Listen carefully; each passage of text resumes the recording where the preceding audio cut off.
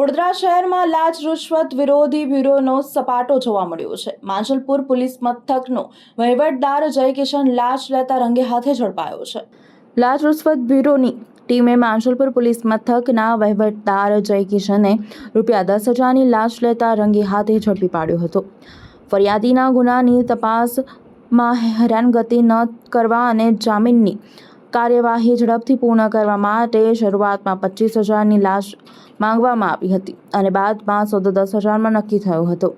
નક્કી થયેલી યોજના મુજબ ફરિયાદીએ 10,000ની રોકડ રકમના ડેશબોર્ડ પર મૂકી હતી, જ્યાંથી વહીવટદાર જયકિશને લાંચની રકમ સ્વીકારતા જ એસીબીની ટીમે તેને રંગે હાથે ઝડપી પાડ્યો હતો.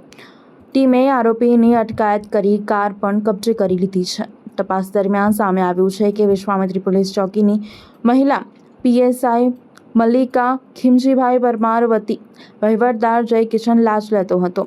આથી એસીબીએ મહિલા પીએસઆઈ મલ્લિકા પરમારને વોન્ટેડ જાહેર કરી તેમની શોધખોળ શરૂ કરી છે. સમગ્ર મામલે વધુ તપાસ હાથ ધરવામાં આવી છે.